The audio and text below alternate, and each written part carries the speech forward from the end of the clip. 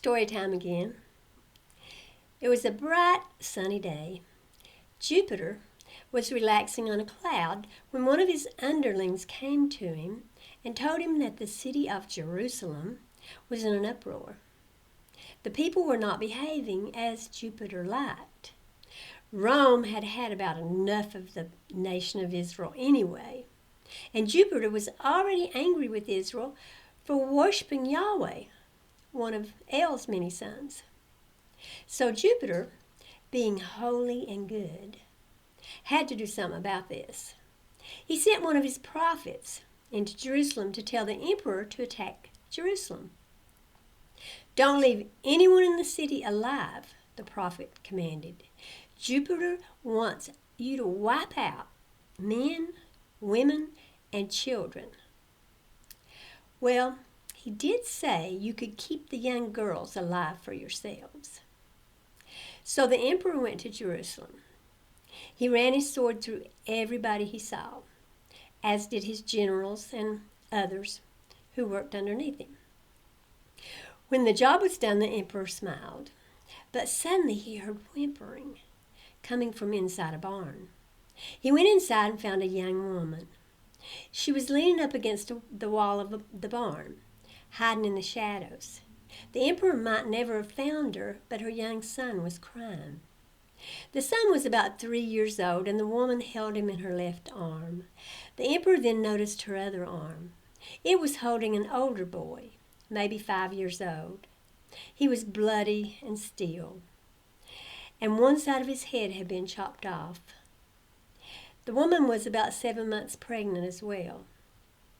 The emperor took pity on the woman. He had had his fill of bloodshed. He walked over and picked up the dead son and laid him gently on some hay. He helped the woman to her feet, set her upon a horse, and placed her young living son in front of her. "Go," he commanded, and she did. Unfortunately, Jupiter was watching, and he was angry. He sent men to chase after the woman and bring her back to Jerusalem. After all, she wasn't a virgin, and I didn't say that in the beginning, but virgin girls were the only ones they could keep alive. In the presence of the emperor, the prophet of Jupiter took his sword and ripped open the woman's belly.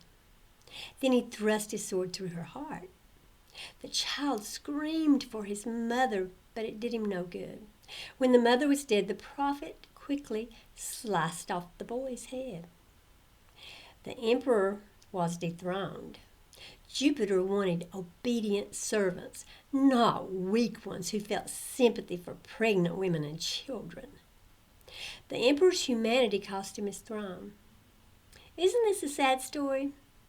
Don't you just weep for the city of Jerusalem and all those murdered babies? It's horrible that Rome would commit such a heinous act, and then, add an insult to injury, claim a god told him to do it. What a travesty. This is not a story about Jupiter, of course. It's a story about Yahweh. Israel was actually the perpetrator of this slaughter. This specific story didn't happen, but it's a mashup of a couple of stories from the Bible, one being the story of King Saul and King Agag. And the truth is, the outcome would have been abhorrent to Yahweh had King Saul failed to follow instructions and refused to kill a pregnant woman and her child, the same as it was when Saul declined to kill King Agag. Yes, Yahweh would have been just as angry had Saul saved a pregnant woman and her little child as he was when Saul saved Agag. We know this because he told Israel to murder babies and all women, even pregnant women who had no men. The story sounds different, though, when it's not your God telling his people to go on a murdering spree, doesn't it?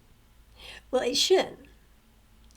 Killing babies and other innocents is atrocious. Even the people who did it couldn't possibly have come out of the ordeal unscathed. Talk about searing your conscience. If you were forced to murder a child, your life would be ruined. Yes, I know Yahweh knows the end. Well, what was the end?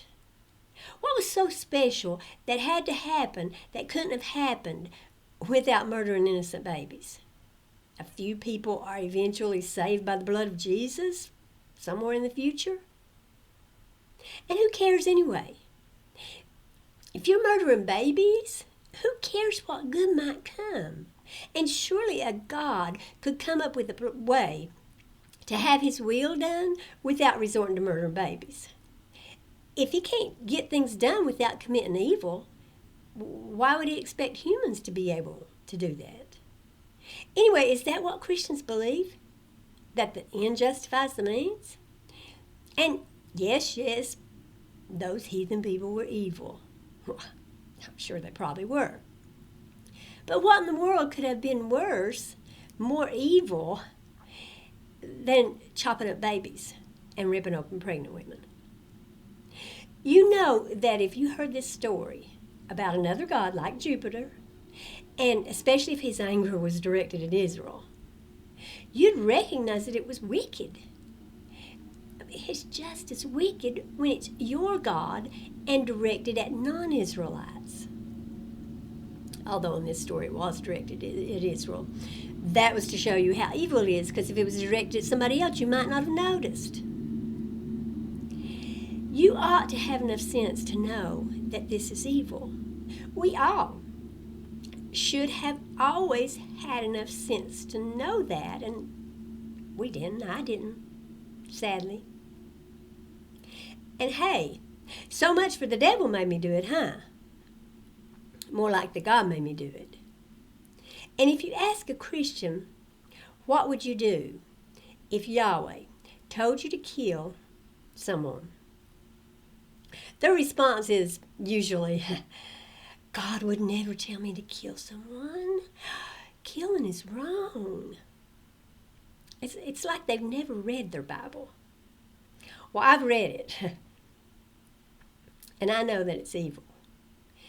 It's probably the most evil piece of literature in all of human history.